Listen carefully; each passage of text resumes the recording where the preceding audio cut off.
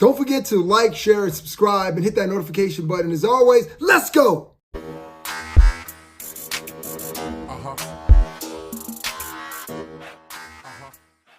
Welcome to another episode of Nick Ferg Show. I am happy to be joined by Wade Phillips, son of Bum, and most recently, ESPN quarter-century team defensive coordinator, Wade Phillips, Coach Phillips. Hey, One of my favorites. Okay, I got to start this way. Obviously, when you heard this news about being part of this all-quarter, century team for ESPN, I mean, what was the first thing that came to mind? who, me? Yes. Were you excited? Did you anticipate Yeah, I this? mean, I'm flattered, obviously. Uh, it's pretty cool. I was certainly pleased and honored, but the first thing I thought of was, wow, they put assistant coaches in there. They put our, usually it's a head coach or certainly the players, are the main. The main deal in the NFL, but it was nice that they did it that way. Well, I'm glad they did it that way because, like you said, usually it is the head coach, the players that get that recognition. But a lot of fans know that there's three phases of this game: offense, defense, and special teams. And I'm glad that they decided to do this, but more importantly, decide to put you on this particular list. When you think about some of the things that you accomplished and the great players that you coach, is there any particular player or game that sticks out to you? Well, the game, of course, is winning the Super Bowl. With the Broncos. Although we lost one with the Rams 13-3, but we gave up 13 points to Tom Brady. I thought that was pretty good, but it didn't work out that way. But no, the Broncos team, I think, one of the all-time best teams that I ever coached, certainly defensively.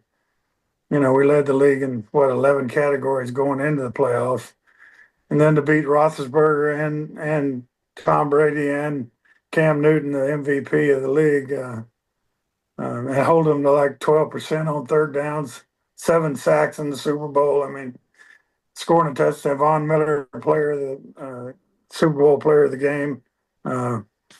Those are great memories, certainly. Great memories indeed about some extraordinary players. And speaking of that 2015 team, you mentioned, Vaughn. I mean, that team was just kind of loaded with Vaughn. You had Shaq Barrett, you had DeMarcus Ware, you had all the guys from the no-fly zone. And I guess as a former player that played for you and played in the secondary, how did you manage all those types of attitudes from Vaughn to DeMarcus and those personalities with all those guys in the no-fly zone? How did you manage that? Yeah, well, yeah, put to leave in there somewhere. No, I think the better players have those kind of personalities. I mean, they're outgoing. The best players I've been around, have been that way. That now they're not afraid to. Well, they say, "Hey, coach, you think we ought to do this or that or change this?" So, getting feedback from the players. Sometimes, coaches are too authoritarian. Where, the scheme is this and this is the way we do it. But certain different players, different players do it different ways and could get it done. So they were great to work with that way. So you spoke on something that's very important because usually some coaches, defensively, say, "Well, here's my scheme. I've been running it for years. I want you guys to go out there." But you just mentioned something that rarely happens in pro sports, where the players have a little input as far as what's going on. What was the reason why you kind of progressed to that point of allowing players to have some input? I started out early in my career. I happened to coach some actually Hall of Fame guys early in my career that you had to get not the most out of them. You had to be able to utilize their talent. And Reggie White. I mean, it wasn't hard to say, but I mean, you had to put Reggie White on one of their weakest players. We put him, he played defensive end, but we put him at, at nose guard sometimes. We put him over the defensive guards. and said, "Hey, there's our weakest player. Let's take advantage of it with our best player." And so I kind of learned early in my career that it's about the player and what he can do, and not the not well. You have to play this technique this way or that way. So um, and and and that's really the way it is. I mean, if you take advantage of what the players can do, I mean, a 3-4 defense overall, you rush four guys. Well, we had DeMarcus and Vaughn. Well, we rushed five guys. I mean, we just, I mean, if you have those kind of people, you're wasting them by dropping them into coverage all the time. So you had to come up with something that they can rush the passer every down. And we played some zones out of it. So but you don't play all man to man, but you take advantage of what you have and what they can do, and not what you can think of. I mean, you can think of coaches can think of 1,000 things to do, Mhm. but sometimes you get locked in on we have to do this way, and that's not really it. We have to do it the way the player can do it. Now, why do you think some coaches have opted to go against the way that you've kind of decided that you're going to allow the players to be involved? Why is it that there are not more coaches who allow for player involvement? Yeah, I'm not sure. I guess ego comes into it somewhat, but um, it's just coaches are brought up, man. We know how to do all this stuff, and so we're going to set it all up, and the player has to do everything we say, and it's going to be good. And that's not necessarily the case. It's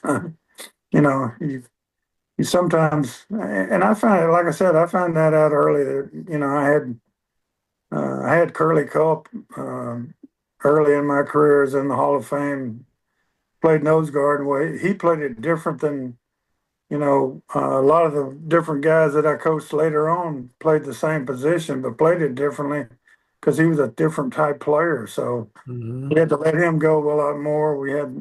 I had Greg Cragen at Denver, and he played nose guard, but he played it different than Ted Washington. Yeah. So I mean, we let Cragen stunt. He was in the Pro Bowl, and Ted Washington played two gap. So it's just what the player can do, and you can fit it into your defense if you really want to. But I think coaches get caught up on this is our scheme, and the scheme is more important than the player, and it's not. I hope more coaches actually look at the game that way because obviously the way I look at it, coaches coach and players play, and because the players are on the field, I mean they can come back to the sideline and tell you so many things about what's going on and trying to adapt to them. But here's something that I don't think is often talked about when your name comes up in the coaching circles. Three of your former coaches have become head coaches. Jason Garrett, Todd Bowles, who's coaches down with the Tampa Bay Buccaneers, who, by the way, won a Super Bowl, and Vance Joseph. Do you ever think about your coaching tree and that those guys coached under you and they went on to be head coaches in the league? Well, I think about it a little bit because my son coaches for the Vikings. He's the offensive coordinator for the Vikings West. So I'm hoping there's another one that gets to be a head coach. But uh, no, I mean, I've coached with and for so many great guys that, I'm just glad to see those guys get opportunities. I know, it's like players. It's if you get your opportunity, you got to show what you can do, and those guys certainly did. They did, and I took down some notes here because I found out there's some very interesting things to compare in that 2015 team and even last year and even this year's Broncos team. So in 2015, that Super Bowl team had 52 sacks. The Broncos team last year had a historic 63 sacks.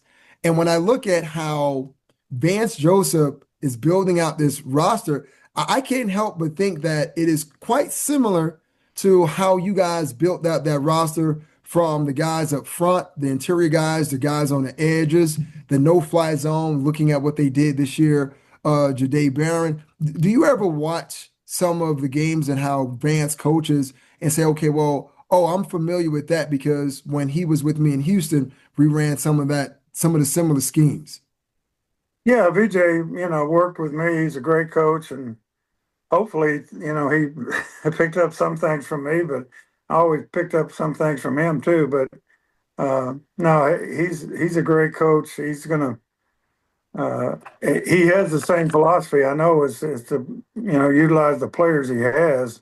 So that part, I hope I influenced him that way because he's done a great job. Now, looking at your edge rushers, DeMarcus Ware, when he was with you in that 2015 team, he had 11 sacks. Vaughn had 7.5. And when I look at Nick Bonito, he had 13 and a half. Jonathan Cooper had 10 and a half, and Zach Allen had 8.5. How important is it to the overall framework of the defense to make sure that you have playmakers on all three levels? Yeah, I mean, the rush dictates the completion percentage overall. You have to have a great rush. You got to teach them to rush the passer on the way to the run game sometimes, but you got to be aggressive. Defensive players want to be aggressive anyway. Mhm. That's why they're on defense, and so you want to try to get a rush first to help the guys in the secondary, and of course the guys in the secondary cover. The better they can do, the helps your rush. So it all fits together. Now, part of this ESPN all quarter century team, there are some other former Broncos on this list, and there's a guy who was on that Super Bowl 50 team in 2015, and that was Peyton Manning. How would if you met someone who never watched a game of football and they brought up Peyton Manning's name, how would you describe him to someone who's never watched a football game? Well, he's a funny guy, number one.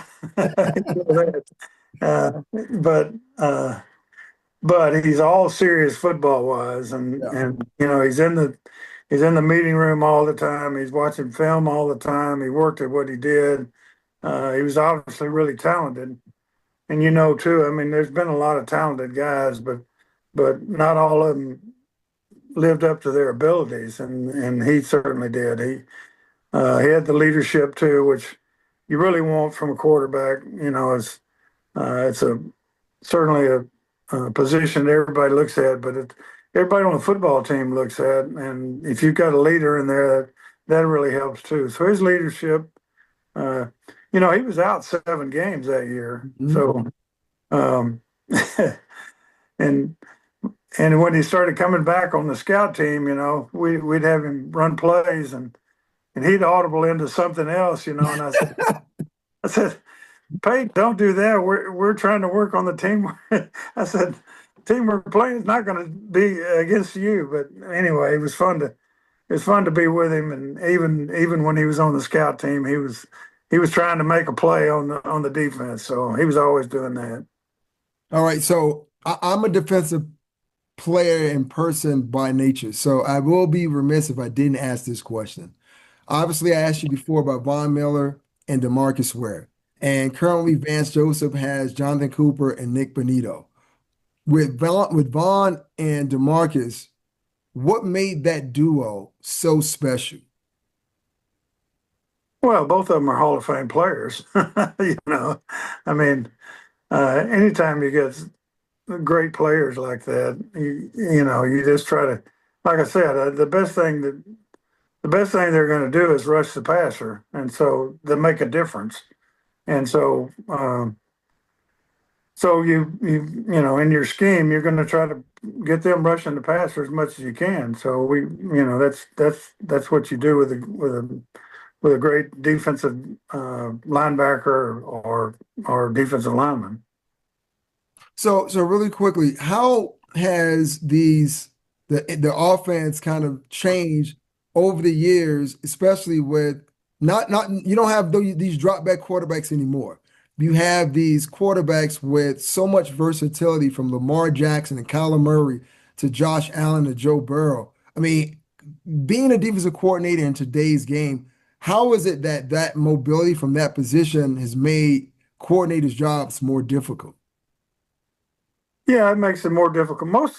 Yeah, I mean, those are exceptional guys, and Cam Newton was that. I mean, Cam Newton was the MVP, Yeah.